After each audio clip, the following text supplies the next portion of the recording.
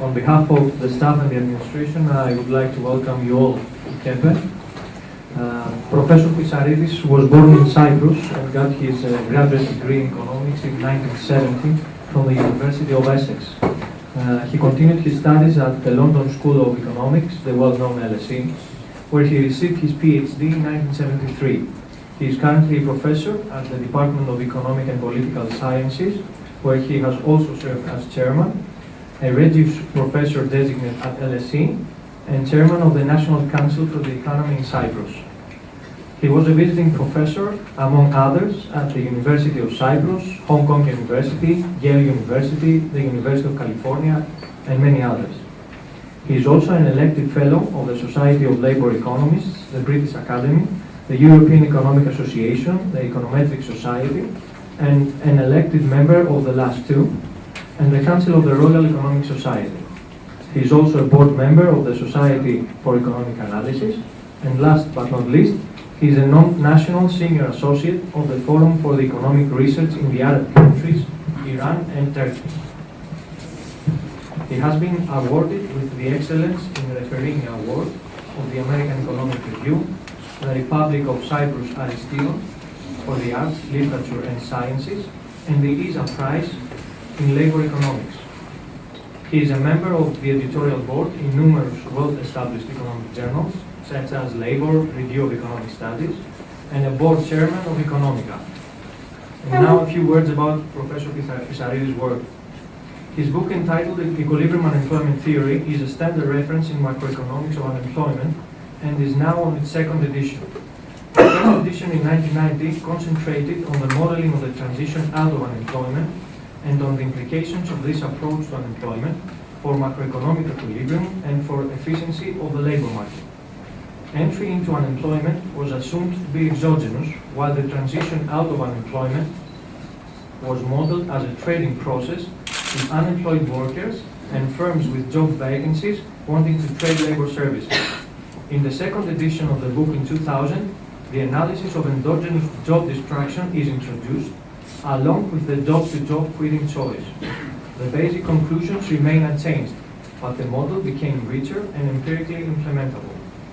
Some of his more influential published papers, which led to the aforementioned book and the DMP model, known as the Diamond Mortensen and Pissarίδis model, that gave him the Nobel Prize in 2010, are the ones in 1971 at the Economic Journal, in 1985 at the American Economic Review, and in 1986 at Economic Policy. Further, Professor Pissarίδis has published more than 60 journal articles in numerous top international economic journals, such as Econometrica, International Economic Review, American Economic Review, Labour Economics, European Economic Review, etc. Having said that, Professor Pissarίδis, thank you again for coming. The floor is yours.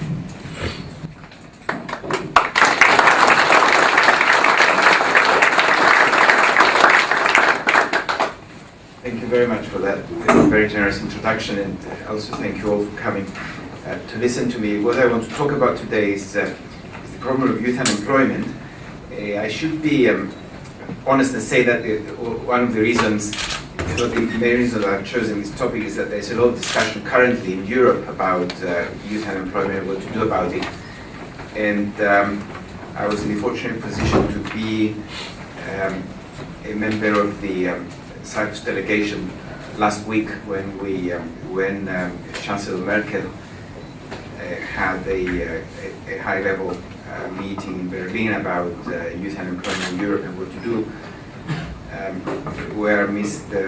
where your Prime Minister, in fact, was given a special floor. Longer, he could speak for 5 minutes instead of 3, which is a great honor in Germany, and of course, when the 5 minutes were reached, Chancellor Merkel said, "Stop." And I'm going to say a few things that came out of that meeting, which I found very interesting, because one of the interesting things, actually, I have to confess, it was very, very well organized and very informative for a meeting that involved heads of state. Usually the work is done beforehand, but in fact it was very informative because they were speeches alternating between what you consider the success countries with youth unemployment and the failure countries. You won't be surprised that the three failure countries selected were Spain, Italy, and Greece. And the three success countries, Austria, Netherlands, and Denmark, where there are huge differences in youth unemployment.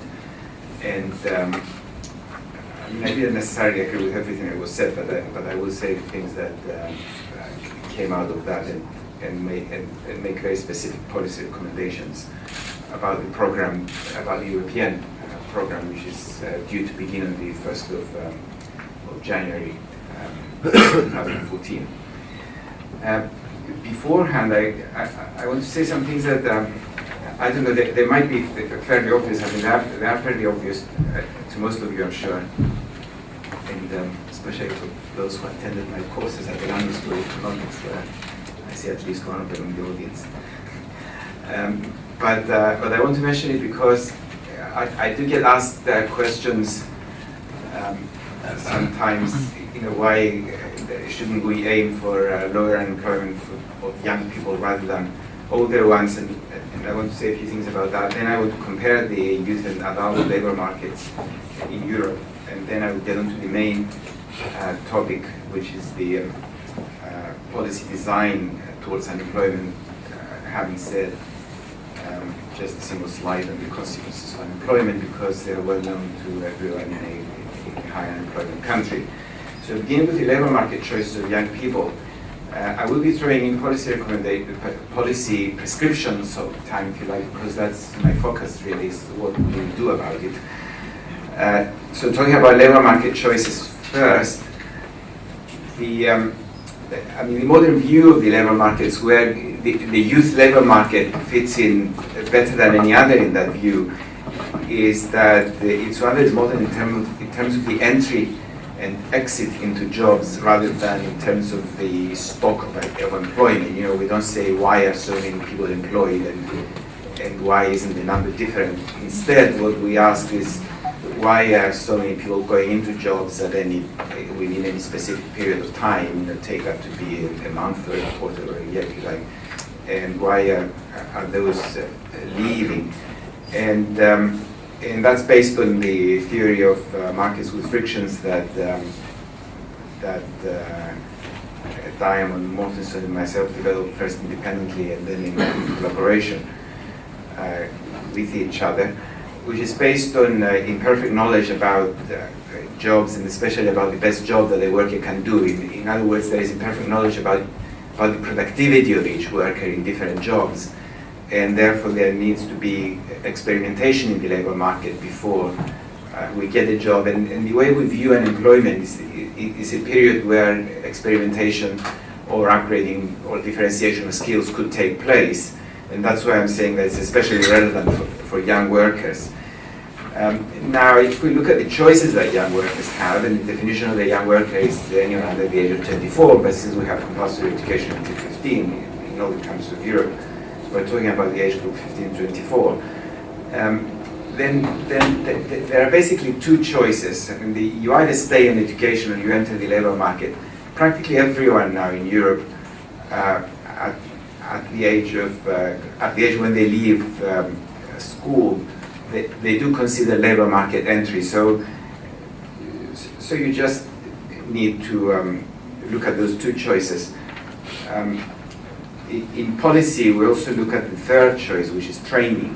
So it's employment, education, training, which is the EADS. And therefore, if they are not in those, that's where the term needs comes from, not in education, employment, or training. But thinking of formal education,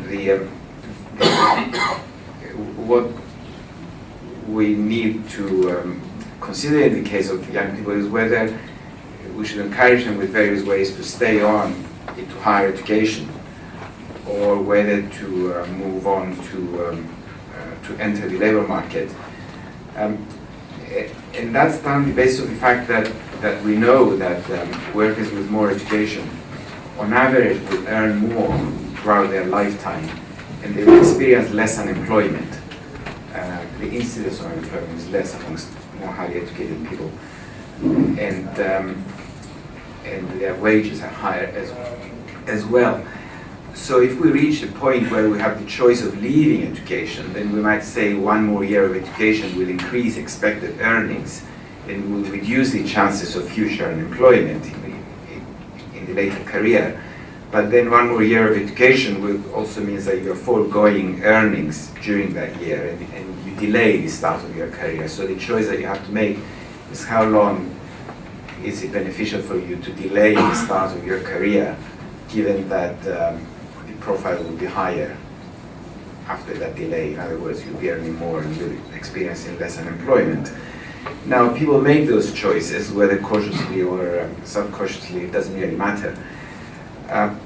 But what I want to emphasize is that that choice at the time of recession should be different from the one in good times. And the reason is that the cost of education, which is the delay of a career, is less in recession, because if you give up education and you enter the labor market in a recession period, especially the kind that we have now, the expected earnings during this short period of time, say for next year, if you were to leave school now, are lower because generally there have been wage cuts. And the probability of unemployment is higher because something like 50 to 60% of young people are unemployed.